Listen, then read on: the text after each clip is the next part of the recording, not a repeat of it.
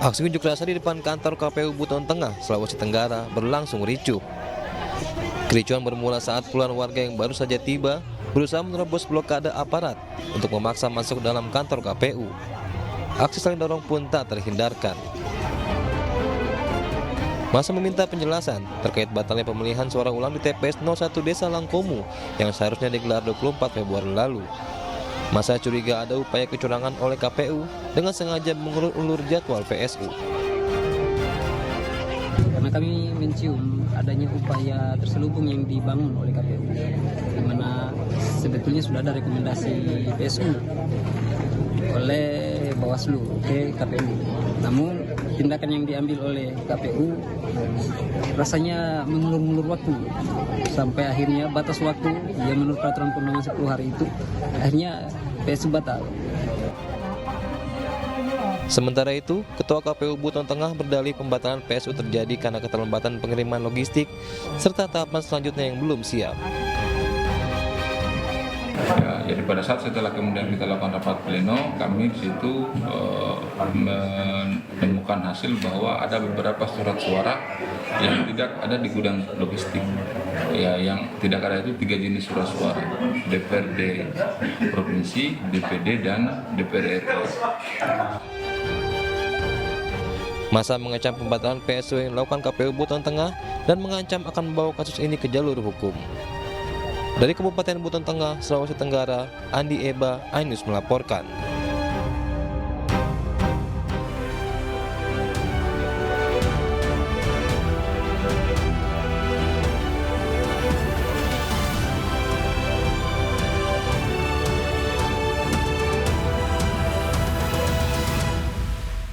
Pemirsa, kita awali News Sore dengan informasi mengenai unjuk rasa menolak hasil pemilu 2024 terus bermunculan di sejumlah daerah.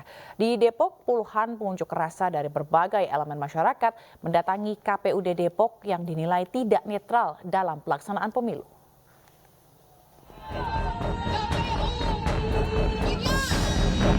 Dengan berjalan kaki, puluhan pengunjuk rasa dari berbagai elemen masyarakat ini mendatangi kantor KPU Depok di Jalan Margonda Raya, Kota Depok, Jawa Barat. Massa membawa spanduk dan poster yang menolak hasil pemilu 2024 lantaran banyak kecurangan. Unjuk rasa ini digelar lantaran KPUD Kota Depok dinilai tidak netral dalam pelaksanaan pemilu. Sangat bertanggung jawab atas diumumkannya melalui Sirekap hasil pemilu yang tentu ini merugikan karena KPU sendiri sudah menjalankan aturan undang-undang IT, karena itu sangat membohongkan sekali hasilnya, di mana hampir semua terutama caleg-caleg maupun Ganjar angka-angkanya diturunkan. Ini menjadi tanggung jawab dan kita akan melakukan proses hukum. Akibat dari aksi unjuk rasa ini sempat membuat ruas Jalan Margonda arah ke Jakarta mengalami kemacetan. Guna menghindari hal yang tak diinginkan, puluhan personel kepolisian disiagakan di lokasi unjuk rasa tersebut. Dari Depok, Jawa Barat, Iyung Rizky, iNews melaporkan. Pemirsa, hari ini Komisi Pemilihan Umum menggelar rapat pleno terbuka hasil penghitungan perolehan suara tingkat nasional serta penetapan hasil pemilu serentak tahun 2024. Rapat pleno rekapitulasi suara nasional digelar di kantor KPU Jakarta Rabu siang. Dalam pleno rekapitulasi nasional dimulai dari hasil penghitungan perolehan suara pemilih luar negeri yang hampir rampung seluruhnya. Rapat pleno ini juga dihadiri saksi-saksi dari peserta pemilu presiden, partai politik, hingga saksi persorangan, anggota DPD, Badan Pengawas Pemilu, dan sejumlah yang terkait juga hadir. Berdasarkan peraturan KPU nomor 5 tahun 2024, penyampaian hasil rekapitulasi suara mulai dari 22 Februari hingga 21 Maret mendatang. Di partai politik yang berkesempatan. Sementara itu, Ketua KPU Hashim Asyari beserta Komisioner KPU menjalani sidang pemeriksaan kode etik oleh DKPP terkait kebocoran data pemilih di situs resmi KPU. Ketua Komisi Pemilihan Umum Hashim Asyari dan seluruh anggota KPU menjalani sidang pemeriksaan kode etik di kantor Dewan Kehormatan Penyelenggara Pemilu. Sidang pemeriksaan ini berkaitan dengan kebocoran data pemilih tetap di website resmi KPU dengan terlapor Ketua KPU beserta jajarannya. Agenda sidang hari ini mendengarkan keterangan saksi ahli dari BSSN yang menyampaikan kronologi dugaan kebocoran data pemilih di situs KPU. Akibat pemanggilan Ketua KPU dan Komisioner ke sidang DKPP, agenda rapat pleno rekapitulasi suara pemilu 2024 tingkat nasional yang seharusnya berlangsung pada pukul 9 pagi mengalami penundaan.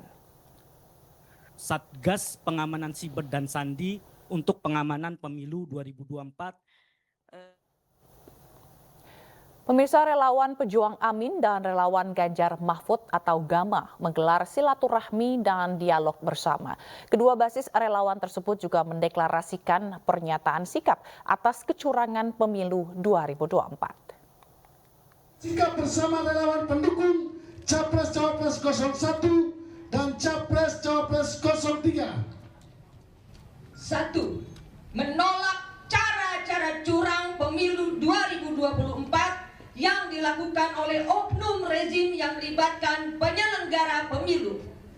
2. Menolak hasil Pilpres 2024 dari hasil KKN dan pelanggar konstitusi, dan juga mendesak DPR RI untuk melakukan usulan diskualifikasi pada Capres dan Cawapres hasil Pilpres 2024 tersebut.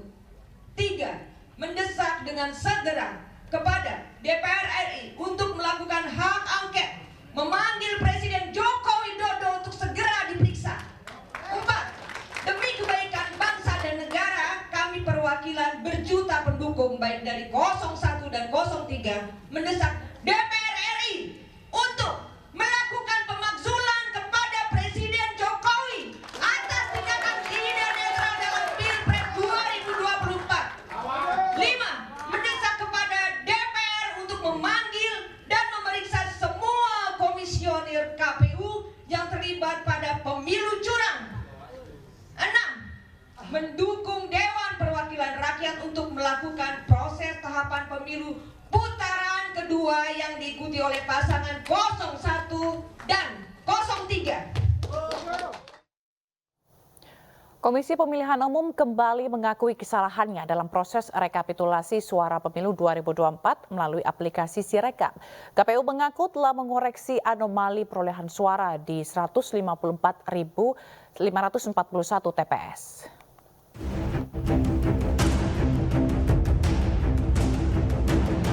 Komisi Pemilihan Umum kembali mengakui kesalahannya dalam proses rekapitulasi suara pemilu 2024 melalui aplikasi Sirekap. Setelah beberapa waktu lalu KPU mengakui Sirekap bermasalah dan meminta maaf atas sengkarut Sirekap. Kini KPU mengaku telah mengoreksi anomali perolehan suara di 154.541 TPS. Data anomali itu saya kira teman-teman sudah paham ya, bahwa hasil unggah foto form C hasil itu yang di-scan, lalu kemudian hasil pembacaannya anomali, dan kemudian kami lakukan koreksi secara bertahap mulai 15 Februari sampai dengan hari ini. Jumlahnya adalah sebagai berikut. Untuk pemilu presiden dan wakil presiden sebanyak 154.541 TPS, 154.541. Yang kedua, untuk pemilu DPR RI sebanyak 13.767 TPS atau 13767 TPS. Untuk pemilu DPD sebanyak 16.450 TPS atau 16450 TPS. Sementara untuk data anomali, temuan data anomali dan kemudian hasil koreksinya untuk pemilu DPRD provinsi itu dikerjakan oleh KPU provinsi, dan kemudian untuk pemilu DPRD kabupaten kota di. Adapun data anomali itu merupakan angka perolehan suara dalam sistem Sirekap yang tidak sesuai dengan data C1 Pleno atau catatan hasil perhitungan suara pemilu 2024. Ya, lagi-lagi untuk kesekian kali Sirekap menunjukkan sengkarut data. Namun KPU bersikeras akan memperbaiki kesalahan konversi data. Tim Liputan iNews melaporkan.